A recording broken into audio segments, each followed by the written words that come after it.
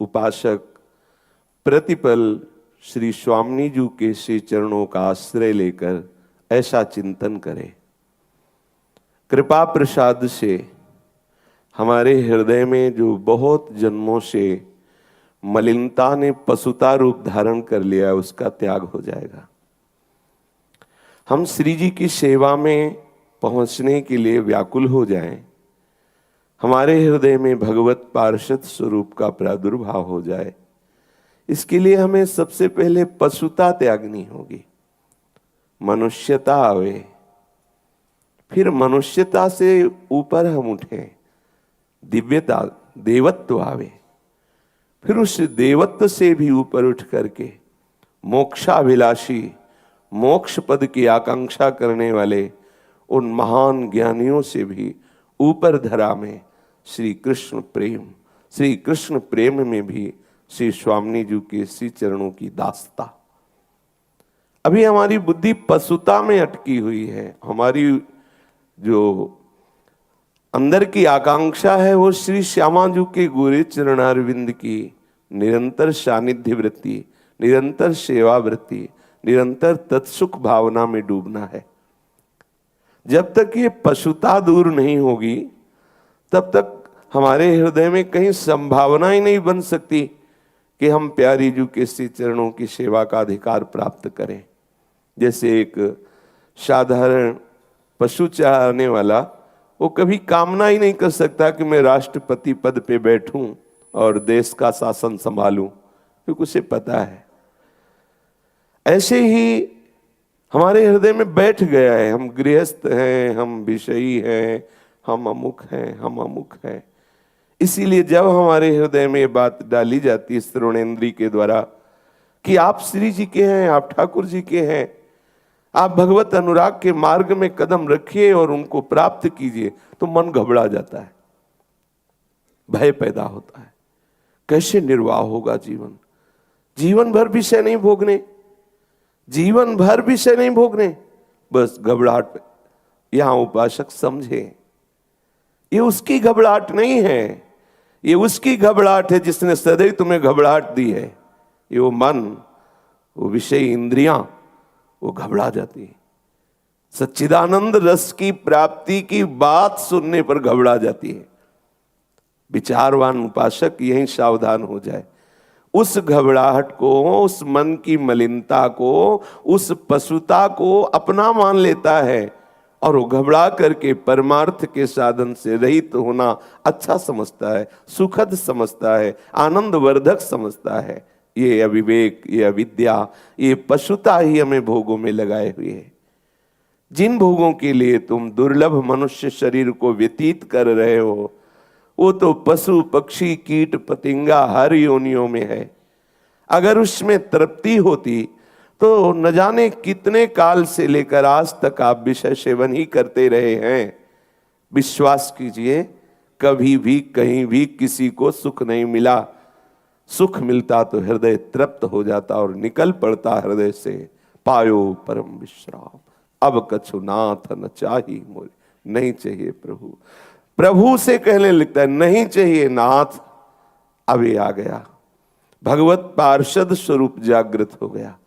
अब ब्रह्मा के रचे हुए किसी भी भोग में सामर्थ्य नहीं कि उस विवेकवान भगवत पार्षद स्वरूप उपासक के हृदय में भोग वासना पैदा कर दे। समस्त विषयों में रहते हुए भी वो ज्यों जल में कमल का फूल रहे, ऐसे रहता है। बिल्कुल सत्य समझ लीजिए, एक जन्म आप थोड़ा सा जलन सहने के लिए तैयार हो जाइए। ये चिंतन चल रहा है, उपासक घबराए ना, ये बहुत अनुभव की बात कह रहा हूं। यदि आप जले तो हमारी लाडली जो आपकी जलन बुझाने के लिए बरसेंगी, वो आप उस वर्षा में भींजेंगे तो निहाल हो जाएंगे। बरसंत में उस सहजाद्भुत सौख्य धाराम श्री राधिका चरण रेणु महम स्मरामी। कोई दयालु पुरुष जब देखता है सामने वाला जल रहा है तो कोशिश करता है बुझाने की।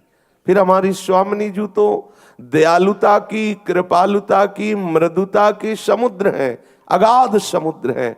वो अपने शरणागत को जलते हुए कैसे देख सकती है? पर एक बार जलना पड़ेगा प्यारे, एक बार हिम्मत कर लो, एक बार कमर कस लो, एक बार जलने के लिए राजी हो जाओ। दूरा दपाश स्वजनान सुखमर्थ कोटिम सर्वेषु साधन वरेषु चिरम निराशा, ये जलन सहना है।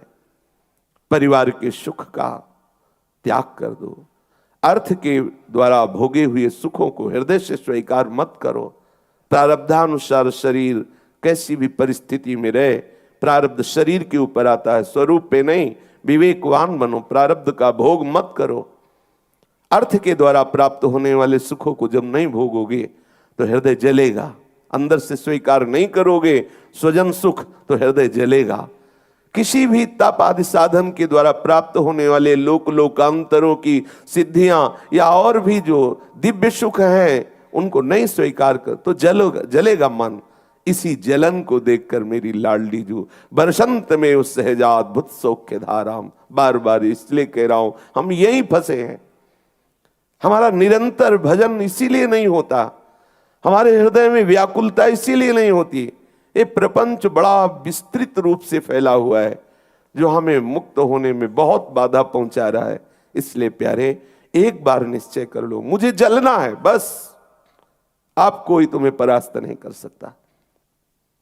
ये जन्म हमने लाडली जी को दिया, अब इस जन्म में चाहे जितनी विपत्तियां, संकट या भोगों का सानिध्य या सुविधाएं या अनुकूल परिस्थितियां आवें, लेकिन मेरे चिंतन को नहीं रोक सकती।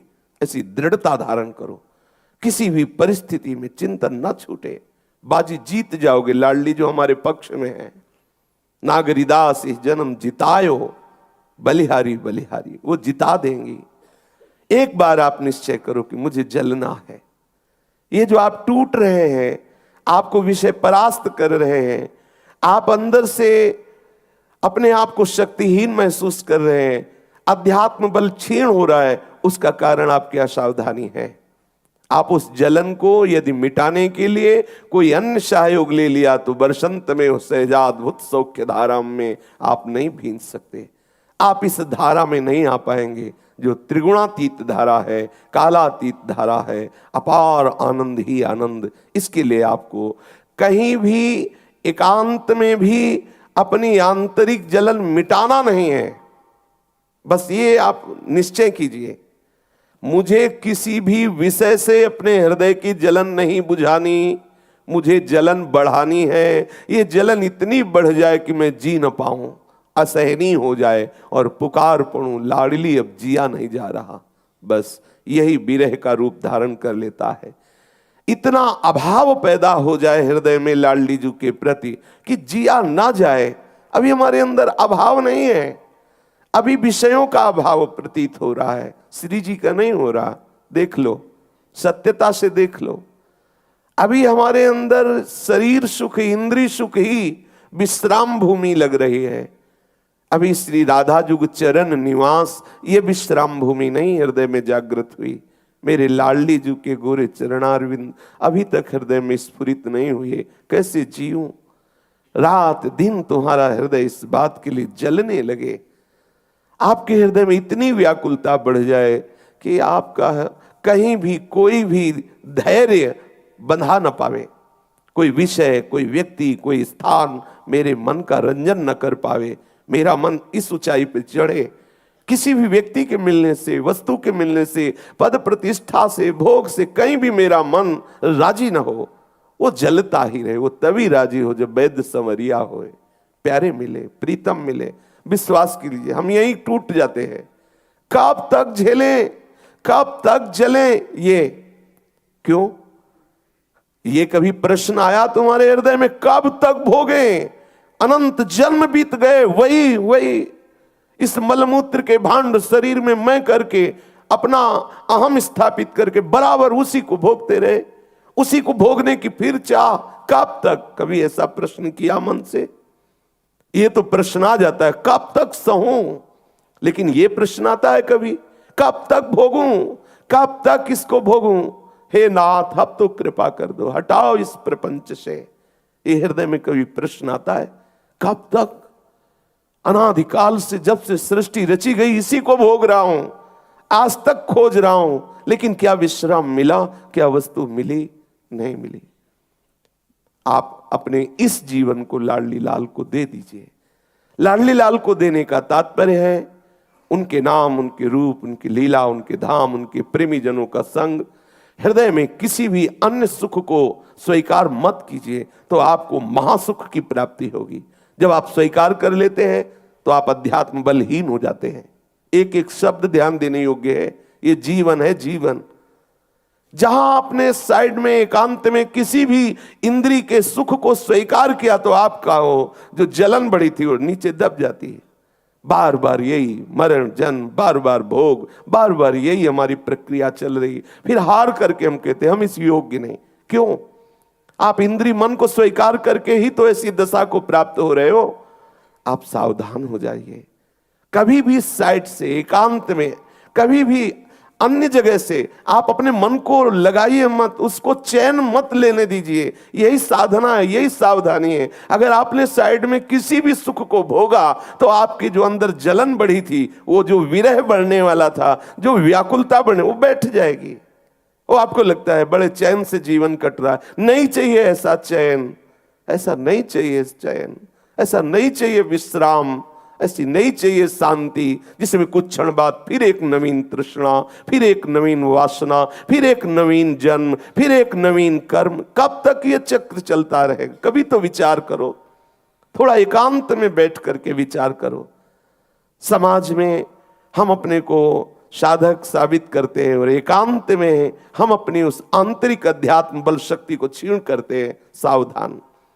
आपके हृदय की जलन बढ़नी चाहिए, इस बात पर ध्यान दीजिए। भगवत प्राप्ति के लिए मुझे जलन चाहिए, मुझे प्रतिकूलता चाहिए, मुझे विपरीत परिस्थिति चाहिए। तभी हम अत्यंत वैरागी होकर अंदर से भगवत अनुराग के लिए तभी हमारा हृदय पुकारेगा, हे दीन बंधु, हे अनाथों के नाथ, स्वीकार कर लो, अब जिया नहीं जा रहा। ये बात समझिए, प्रवचन नहीं है, हृदय की बात कह रहा हूं।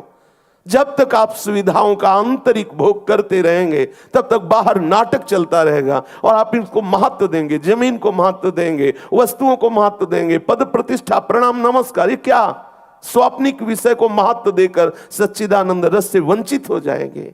एक बार हृदय की निष्ठा हो गई, पूरा विश्व आपको परास्त नहीं कर सकता। विश्वास कीजिए। हमारे हृदय में एक लगन लग जाए।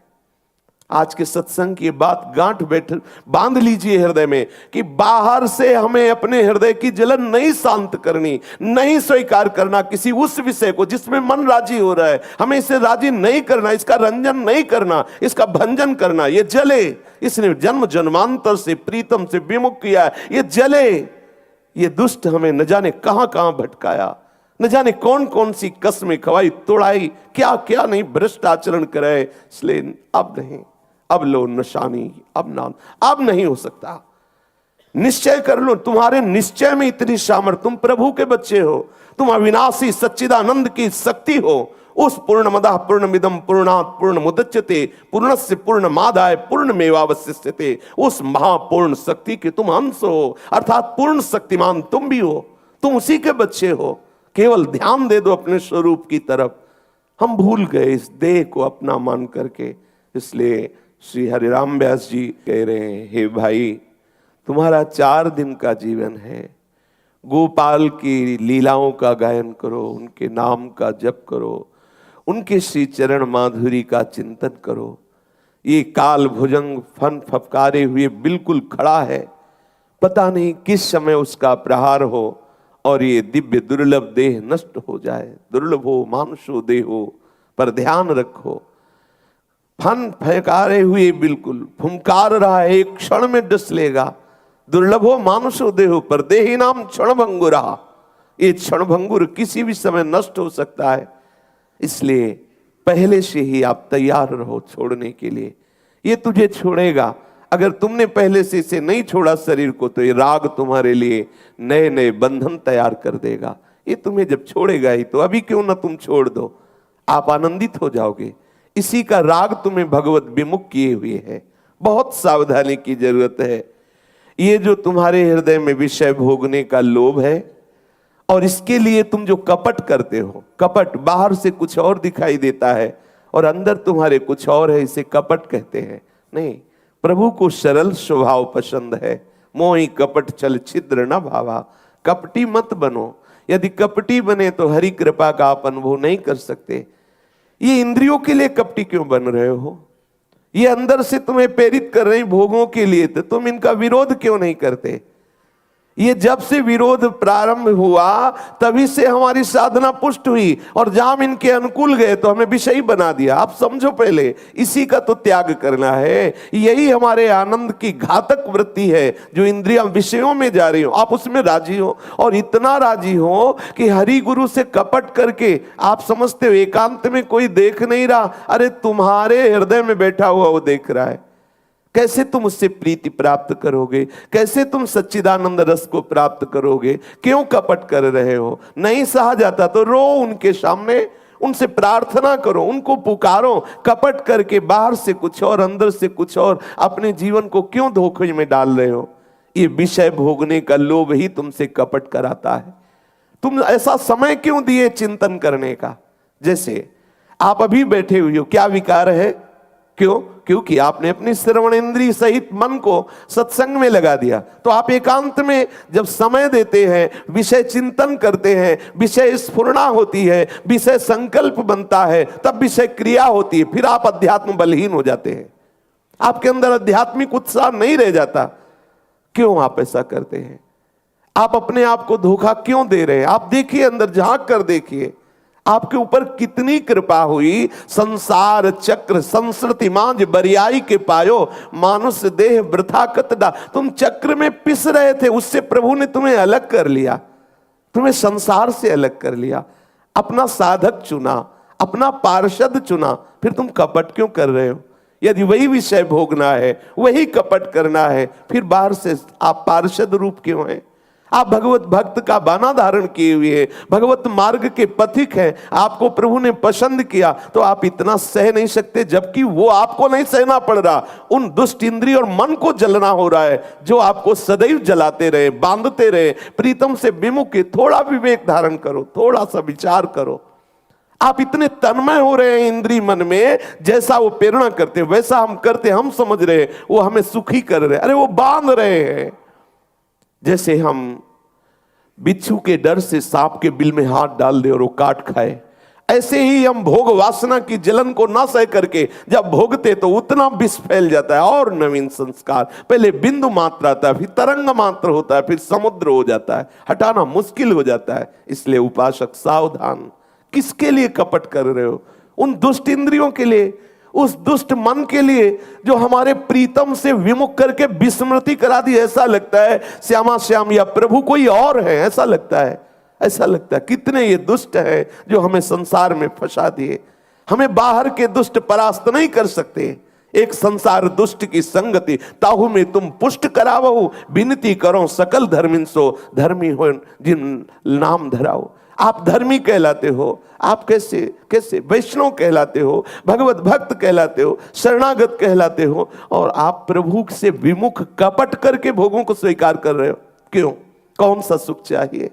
सच्चिदानंद प्रभु के सुख से वंचित होकर अभी तक यही भोगते रहे। हरिराम व्यास जी कह रहे, ये भोगों का लोभ तुम्हारे हृदय में कपट पैदा कर रहा। प्रभु कह रहे, मोहि कपट छल छिद्र न भावा। हमें ये कपट अच्छा नहीं लगता। आप प्रभु के दास कहला, आप थोड़ा सा विचार करोगे तो आपको बल आ जाएगा। किनके लिए? जनेंद्री मिल गया मन से और मिल करके हमें परास्त कर रहा, रसेंद्री मिल गई मन से हमें परास्त, और उस परास्त को आप सहर्ष स्वीकार किए हुए, आप उसे स्वीकार किए हुए कि मैंने आज ये भोग भोग लिया, मैंने एक बहुत बड़ा विजय प्राप्त कर लिया। आप देखिए, थोड़ा भ्रम को देखिए।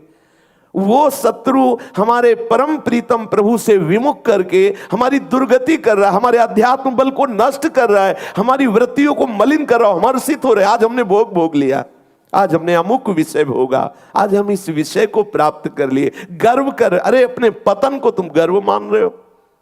तुम एकांत में अपने प्रीतम के लिए तड़पना रोना छोड़ करके विषय क्रिया कर रहे हो, विषय चेष्टा कर रहे हो। प्यारे समझो, कुछ दिन का जीवन, ये कर्तव्य की फांसी, ये धर्म की फांसी आपको प्रभु से विमुख किए, समझो पहले।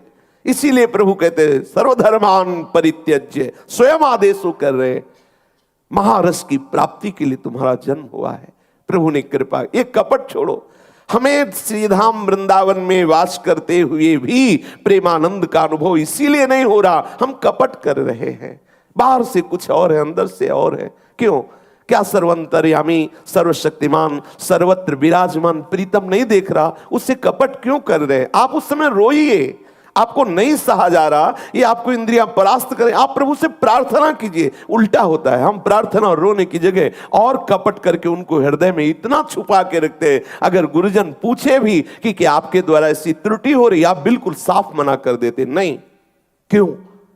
ऐसे दुष्ट चोरों को जो हमारे आध्यात्मिक संपत्ति को लूट रहे हैं, हमारी श्वासों को जो बहुत ही कीमती है, हमारे समय को जो बहुत अमूल्य है, उसको नष्ट कर रहे हैं, ऐसे हम ठगों को, चोरों को इतनी सुरक्षा से छुपाए हुए, अरे हमको इनकी पोल खोल देनी चाहिए, ये हमें नष्ट कर रहे हैं। देखो देखो, मुझे बचाओ, कोई बचाओ, गुरुदेव बचाओ, इष्ट बचाओ मुझे, देखो ये बेईमान हमें परास्त कर रहे हैं। लेकिन ऐसा नहीं होता, हम ईमानदारी बाहर प्रस्तुत करते हैं कि ये बहुत हम सही चल रहे हैं। आप इन चोरों का साथ देकर नष्ट हो जाएंगे। कपट मत कीजिए।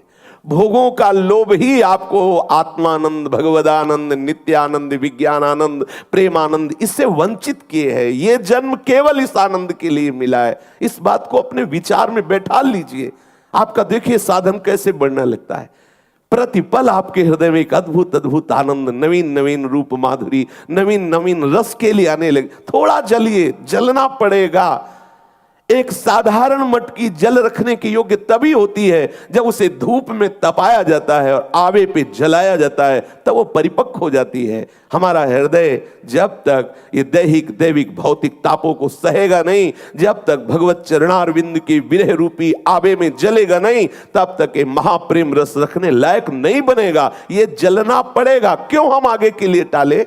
अनंत जन्म बीत गए, अब इस जन्म में जो इतना सुंदर संयोग मिला हुआ है, बार बार तो बनत नहीं। यह संजोग अनूप मानुष तन, वृंदा विपिन रसकन संग विरूप। अब युद्ध करेंगे, अब विजय प्राप्त करेंगे। बड़ा बढ़िया अवसर मिला है।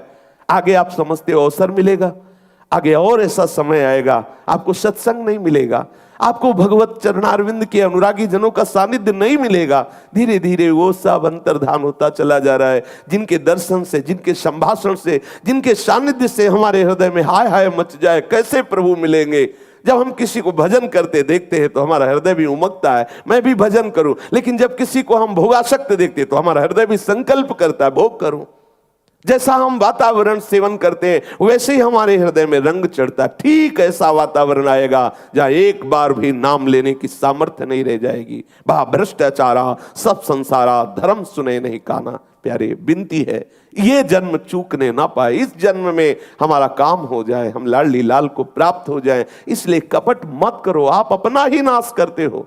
बाहर से आप कुछ और, अंदर से कुछ और, कथनी कुछ और, करनी कुछ और। ये कपट क्यों कर रहे हो? कौन से सुख के लिए कर रहे हो? अगर ये सुख है जिसके लिए कपट कर रहे हो तो संसारी लोग खुला इसमें लगे हुए हैं। कौन सा? सबके लिए सब सुविधाएं माया अर्पित किए हुए हैं। वो तृप्त हो जाते हैं, वो बोलते हैं कि मुझे अब कुछ नहीं चाहिए, सब मिल गया। लेकिन ऐसा नहीं। फिर उसी सुख के लिए तुम सच्चिदानंद सुख से कपट क्यों कर रहे हो? क्यों सत्शास्त्रों की मर्यादा का उल्लंघन? क्यों वैष्णव मर्यादा का उल्लंघन? क्यों भगवत मार्ग के विरोधी आचरण गुप्त रूप से करते हो? वो जहां हमें एकांतिक अपनी चित्तवृत्ति सुधारनी है, वही हम एकांत में कुछ और होते हैं और समाज में कुछ और होते हैं। क्या होगा इससे? होगा क्या? हमारे प्रीतम सर्वज्ञ वो देख रहे, तुम्हारी दुर्दशा देख रहे। अगर तुम रोने लगो, पुकारने लगो तो तुम महात्मा बन जाओगे, दिव्यता आ जाएगी, दिव्य सद्गुण देवी संपदा का प्रादुर्भाव हो जाएगा। इसलिए हरिराम व्यास जी कह रहे कपट मत करो। कैसे हम कपट का त्याग करें? बोले साधु चरण रज का सेवन करो। ये बहुत बड़ी कवची है। कवची का तात्पर्य कवच है। यदि आप साधु बिल्कुल विश्वास कर लीजिए, हजारों बार सुनते हैं पर हम वो नित्य अपनी दिनचर्या में नहीं लाते। वृंदावन की प्रत्येक रज का कण साधु चरण रज है। प्रिया प्रीतम और प्रिया प्रीतम के अनुरागियों की यहाँ आंसू गिरे हैं, यहाँ उनके सी चरण चिन्ह बने हुए हैं। हम उन चरण चिन्ह से रज लेकर, ये संपूर्ण भूमि महान प्रेम भूमि है, इस रज को रोज लगाए। ये कवच है, आपको सुधार देगा। बाहर से जैसे अस्त्र वेधने के लिए प्रहार किया जाता है, लेकिन कवच सुरक्षा से युक्त वो हृदय फिर नहीं विधता। ऐसे ही हम इस चरण रज को जब लगाएंगे तो कोई भी विकार हमें अध्यात्म बलहीन नहीं करेगा। हमारे अंदर दिव्य विचार रूपी अस्त्र होगा और विचार से हम उन भोग वासनाओं को काटते रहेंगे और हम आगे बढ़ते रहेंगे। हरिराम व्यास जी कह रहे, अगर आपने साधु चरणों का त्याग कर लिया, अर्थात भगवत प्रेमी महात्माओं के संग सानिध्य का त्याग कर दिया, तो विषयी पुरुषों का संग आपको डुबो देगा। अगर साधु चरण का आश्रय ले लिया तो वो उबार लेंगे, इस संसार समुद्र से डूबने से उबार लेंगे। दया, दीनता और दासता, यदि ये तीन बातें होंगी तो तुम्हारे गुरु को गाली नहीं मिलेगी। नहीं तो आप जिस मार्ग में चल रहे हैं गुरु को गाली मिलती, किनका शिष्य है, अमुक का शिष्य है, और उस गुरु को गाली दी जाती है। हरिराम व्यास जी कह रहे, अपने गुरु को आप अपना प्राण मन जीवन समर्पित करके रिझा लीजिए, जिससे सच्चिदानंद रस में आप पहुंच जाए। यदि आप सतमार्ग का त्याग करके, तो गुरु को गालियां मिलेंगी। जिन्होंने आपको भगवान नाम दिया, जिन्होंने आपको अपना प्राण जीवन धन मंत्र दिया, उपासना दी, उनको तुम और कुछ तो दे नहीं सके, गालियां दिलाए, तो सोचो तुम्हारी गति क्या होगी। दया, सबके प्रति दया का बर्ताव करो।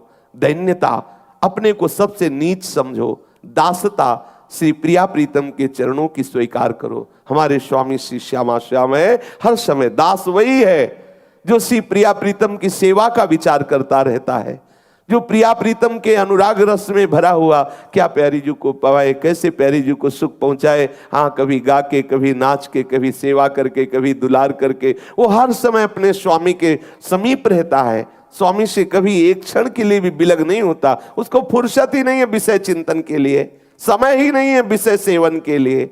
ये हम ऐसी दिनचर्या बनाए, ऐसी दया भावना रखे, ऐसी दीनता रखे, ऐसे दासत्व में सदैव मगन रहे कि कोई हमारे द्वारा ऐसा आचरण न हो जो हमारे आचार्य को, हमारे गुरुदेव को, हमारे इष्ट को गालियां मिले। देखो ये भगवान का भक्त कहलाता है, देखो कहाँ खड़ा है, देखो क्या देख रहा है, क्या सुन रहा है, क्या कर रहा है। लोग उपहास करते हैं, इसलिए सावधान।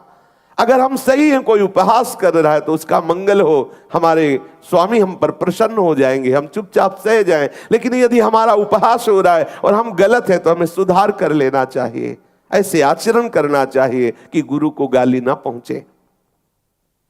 ये रसना और जनेंद्री, ये दो बहुत बड़े दुश्मन हैं। अच्छा अच्छा खाओ, कितना खाओगे। और जनेंद्री, ये जो सहवास करने के लिए लालायित होती, बस इन दो इंद्रियों पर काबू कर लो तो आप अपने स्वरूप को प्राप्त हो जाओगे। ये रसेंद्री से बार बार अच्छे अच्छे पदार्थ खाने की लोलुपता और जनेंद्री से भोग भोगने की लोलुपता, यही हमें फंसाए हुए है। ये बड़ी अनियारी पैनी तलवार है, काट देती है हमारे विचार को, काट देती है हमारे अध्यात्म बल को। साधु संग करो, साधु संग से विवेक रूपी शान चढ़ाकर विचार रूपी तलवार से काटते रहो। निश्चित ऐसा विवेक जागृत हो जाएगा। हमारा विवेक ढक गया है, ये भोग वासना ने ढक लिया है, इसलिए थोड़ी देर स्फुरित होता है, फिर ढक जाता है। अगर तीक्ष्ण हो जाए विवेक, तो कोई भी भोग उसे स्वीकार करने के लिए मन में लालच आएगा ही नहीं। जैसे कोई बमन नहीं खाना चाहेगा, कोई बिष्ठा नहीं देखना चाहेगा, ऐसे ही बमन की भांति मलवत त्याग कर देता है ब्रह्मादिक के भोग सब। इस मर्तलोक कोई भोग की नहीं, ब्रह्मादिक के भोग मलवत त्याग कर देता है। बस एक विचार बैठा लीजिए कि मुझे सच्चिदानंद सुख प्राप्त करना है। आप ये माइक सुख नहीं, एक दृढ़ता हृदय में लाइए, पर बड़ा मुश्किल होता है। हम ये बात स्वीकार नहीं कर पाते हृदय से कि मुझे नहीं भोग भोगना, मुझे सच्चिदानंद रस चाहिए। हम बैलेंस बनाना चाहते हैं अपने मन के, थोड़ी देर ये तो थोड़ी देर ये, थोड़ी देर विषय सेवन, थोड़ी देर साधन। अरे बोले लंबा जीवन है, थोड़ा बैलेंस बना। अरे क्या पता, तुम समझते हो तुम जवान हो, तुम बुढ़ापे को प्राप्त होगे और अगले सेकंड का भरोसा नहीं। हम अभी इसी क्षण जीवन मुक्त होने के लिए व्याकुल हो जाए, पता नहीं हमारा जीवन कितना है। हम ये क्यों सोचे कि अभी तो मौज मस्ती से रहो, फिर आगे हम भजन कर लेंगे। आगे तुम्हारे लिए क्या पक्का लिखा है कि आप आगे जियोगे? पता नहीं अगला जन्म कौन सी योनि में मिले, कहां किस लोक में मिले, कौन सी जगह जहां में नाम न सुनाई दे, सत्संग न मिले। ऐसे भी तो भूमंडल में लोक में लोग हैं जहां केवल वासना का ही खेल हो रहा है। जानते नहीं भक्ति किसे कहते हैं, भगवान किसे कहते हैं, नाम जप किसे कहते हैं, नाम कीर्तन किसे कहते हैं। ये तो बहुत बड़ा मंगल मोद कृपा का हुआ कि गंगा यमुना के पावन पवित्र क्षेत्र में हमारा जन्म हुआ, वैष्णव समुदाय के बीच में बैठने को मिला, भगवत रहस्य की बातें सुनने को। ये सबको सौभाग्य थोड़ी है, इसलिए ये जन्म चूकने ना पावे। साधु चरण रूपी कवची धारण करके साधु संग से विवेकवान होकर विचार के द्वारा विषयों के आकर्षण को नष्ट करते रहो। ये जो रसेंद्री और जनेंद्री की तृष्णा, तृष्णा का अर्थ है भोगे हुए विषय को बार बार भोगने की इच्छा। जिस विषय को भोगा उसे भोगने की इच्छा का नाम तृष्णा। कामना, जिस विषय को हमने सुना उसे पाने की लालसा, कामना। ये कामना, तृष्णा, वासना, इच्छा, ये ऐसे जाल की तरह में बांधे हुए हैं कि हम आगे बढ़ना चाहते पर ये रोक रहे। सावधान, आपको सत्संग से प्राप्त विवेक के द्वारा इन जालों को काटना होगा और साधु चरण रूपी कवची से सुरक्षित रहना होगा। रोज चरण रज लगाओ शरीर पे, रोज चरण रज माथे पे धारण करो। आप इसका चमत्कार देख लेना। सत्संग का मनन करो जिससे विवेक रूपी तलवार में शान चढ़ेगी विचार की, और उसी विचार से साधक काटता रहता है। अरे नहीं, ऐसा नहीं, ऐसा नहीं, उसे काटता रहता है और आगे बढ़ता रहता है। यहां बाहरी सहयोग की जरूरत नहीं, आंतरिक विवेक विचार के द्वारा हम निर्विषय पद पर विराजमान हो, जहां कोई भी विषय हमें गिरा ना सके। कृष्ण कृपा बिनु तृष्णा बाढ़ी, गृह बन विषय उजार। चाहे आप वनवास कर रहे हो, चाहे आप घर में वास कर रहे हो, यदि इस तृष्णा को आपने नहीं मिटाया तो कृष्ण कृपा का अनुभव नहीं कर सकते।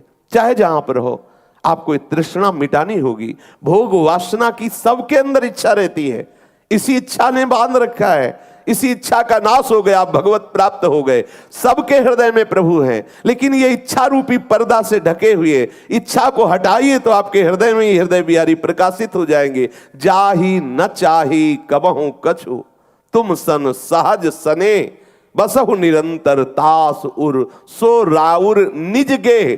प्रभु उस हृदय को अपना घर, अपना निजी घर बना करके उसमें प्रकाशित हो जाते, खेलने लगते हैं।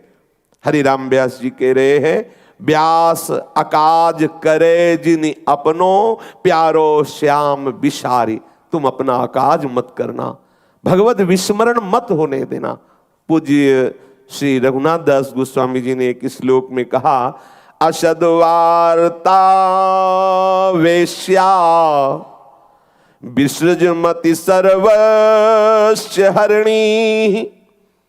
अशद्वार्ता वेश्या विसृजमति सर्वस्य हरिणी। कथा मुक्ति व्याघ्या न शृणु किल सर्वात्म गिलनी। अपि त्यक्त्वा लक्ष्मी पतिरति मितो व्योम नयनी। ब्रजे राधा कृष्णौ स्वरति मणिदौ त्वं भज मनः। दास गोस्वामी जी कह रहे हैं, ये जो असद वार्ता आप करते हैं, प्रभु के नाम रूप लीला धाम के सिवा सब असद वार्ता है। ये वैश्या है।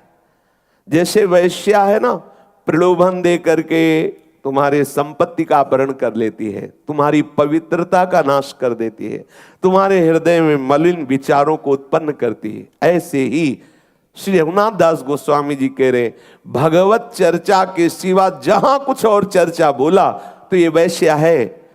ये तुम्हारे सुकृत रूपी जो धन है उसको छीन कर लेगी, तुम्हारे अंतःकरण की पवित्रता को मलिन कर देगी, तुम्हारे हृदय में नवीन वासनाएं पैदा कर देगी। ये बहुत हानि का, सबसे ज्यादा अपराध वार्ता में बनता है। ताते मौन गहनो उचित है। मौन रहो, विचार मौन रहो। सामने वाला प्रश्न कर रहा है, बात कर रहा है, उचित है तो बोलिए, नहीं सर झुकाया चल दिया। बिल्कुल ये आपको रहनी पड़ेगी। अगर इस रहने में नहीं आए तो फंसोगे। बहुत ही मतलब विषम माया है, ऐसा नहीं है, बहुत ही विषम माया है। जो इस मार्ग से आगे चलते हैं ना, कांप जाते हैं। वास्तविक स्थिति को जो पहुंचे, उनकी शरण में होकर हम सहज में उस रस को प्राप्त कर लेते हैं। पर यदि आपको कहीं अकेले होकर चलना पड़े, फिर आप देखो इसका क्या स्वरूप है। ये तो भक्तों के समुदाय में है, इसलिए पता ही नहीं चलता। बड़ी बड़ी जो माया की चालें हैं वो हम पर आ ही नहीं पाती, क्योंकि भक्त समुदाय के कवच में रहते हैं, इसलिए कुछ पता नहीं चलता। और जिन साधकों को अकेले यात्रा करनी पड़ी उनको पता है कितना बड़ा आकर्षण इस माया का होता है। इसीलिए बड़े बड़े जो योगी जन भी हैं, जहां माया की बात घबरा जाते हैं। जो माया सब जगह नचावा, जास चरित लख काहु न पावा, शिव बिरंचिका मोहई कोहे बपुरा आन, अस जिय जानि भजी माया पति भगवान। ये वाणी को संभालिए, ये असद वार्ता वैश्या है। जैसे वैश्या विविध प्रकार के प्रलोभनों से तुम्हारे संपत्ति का अपहरण करती, पवित्रता का नाश करती है, ऐसे ही असद वार्ता तुम्हारे हृदय में वासना प्रकट कर देगी, सुकृतों का नाश कर देगी। बात करते करते किसी की निंदा हो गई, गए आपके सुकृत। और अधिक वार्ता करने में दो बातें होती, किसी की बड़ाई होती तो किसी की निंदा होती है। नहीं, भगवत चर्चा, प्रभु के नाम रूप लीला धाम की महिमा का वर्णन, नहीं तो मौन। असद वार्ता वैश्या, इसको तो स्वीकार ही नहीं करना।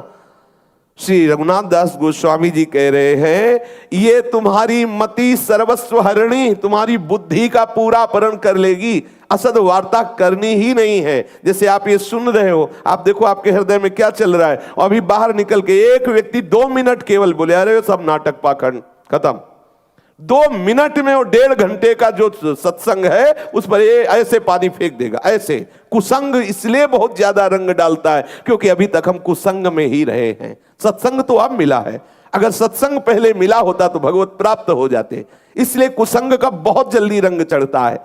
असद वार्ता करने वाले व्यक्ति से कदापि अपनापन नहीं होना चाहिए। भले नरक में वास मिले, लेकिन ऐसे का जो भगवत विमुख वार्ता करता है, सुनाता है, हमें लगाता है, हमें नहीं मिलना उससे। बल भरवास नरक करता था, दुष्ट संग जन दे विधाता। असद वार्ता वैश्या, ये वैश्या की तरह हमें मलिन कर देगी, अंतःकरण को हमारे हृदय में वासना पैदा कर देगी, हमारे हृदय को भगवत विमुख, भगवत विस्मरण और हमारी सर्वस्व पवित्र मति का अपहरण कर लेगी। सावधान, एक एक सूत्र में यदि आप दृढ़ता पूर्वक अपने हृदय में ये बैठा ले कि जो कह रहे नहीं करना वो नहीं करना, तो आप देखो अभी परमार्थ प्रकाशित हो जाए, अभी भगवत मार्ग का आनंद आपके अनुभव में आने लगे।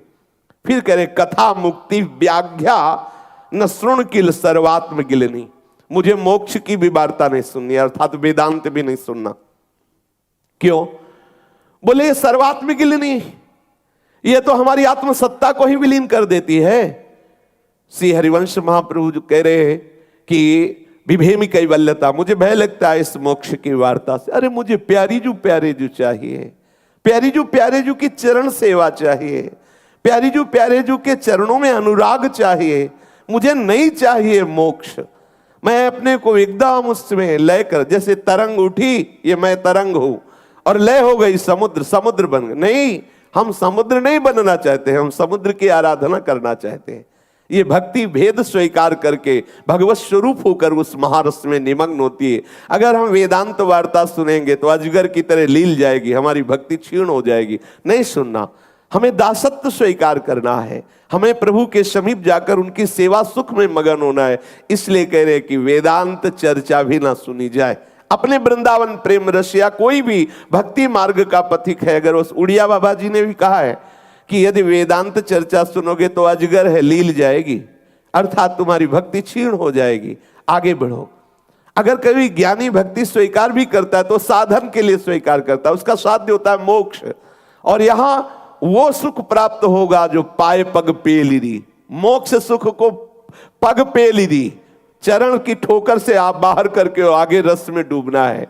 ब्रह्म ज्योति को तेज जहां योगेश्वर धर ध्यान, ताही को आवरण यहां नहीं पावे को जान। बड़े बड़े ज्ञानियों का भी जहां प्रवेश नहीं, वो महारस वृंदावन की प्यारी जो प्यारे जो बिलस रहे, हमें वहां पहुंचना है। इसलिए मैं मोक्ष वार्ता भी नहीं सुनी, अर्थात वो ज्ञान भी नहीं सुनना हम ब्रह्माष्टमी का, मैं ब्रह्म हूं। नहीं, मैं उनका दास हूं, मैं उनकी सेवा में पहुंचना चाहता हूं। तो अपने आप स्वरूप का बोध होकर उस स्वरूप से भाव देह को प्राप्त होकर निरंतर श्यामा श्याम के रस में डूबा रहता है। और करें, अपि त्यक्त्वा लक्ष्मी पति रति मितो व्योम नयनी। जो वैकुंठ विहारी भगवान नारायण लक्ष्मीपति है, मुझे उनकी भी रति प्राप्त नहीं करनी, अर्थात मुझे असद वार्ता त्यागनी है और मुझे मोक्ष भी नहीं प्राप्त करना अर्थात ज्ञान वार्ता भी त्यागनी है, और मुझे भगवान के भगवत्ता से भी संबंध नहीं रखना, इसलिए ऐश्वर्य वार्ता भी त्यागनी है, मुझे प्रेम वार्ता सुननी है। कहां? बोले ब्रजे, पहले ब्रज का सेवन करो, ब्रज का आश्रय लो, ब्रज रज का सेवन करो। तो राधा कृष्ण ब्रजे राधा कृष्ण स्वरति मणिदौ त्वम भज मना।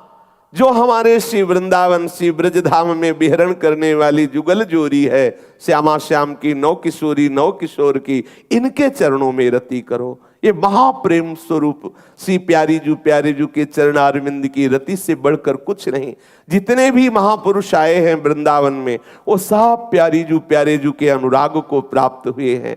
उनका आंतरिक भाव यही है कि आप सब जगह से मन को, हमारे यहाँ सेवक जी कहते ज्ञान ध्यान तह सकल प्रयास, सुनो रसिक हरिवंश विलास। ये ज्ञान ध्यान जो अष्टांग योग में ध्यान है, जो वेदांत का ज्ञान है, वो सब प्रयास है। इस प्रयास को छोड़ो और अनायास महारस प्राप्ति के लिए गोरे सांवले चरणारविंद की शरणागति लेकर निरंतर इनका भजन करो, रज का सेवन करो, रस में डूब जाओगे।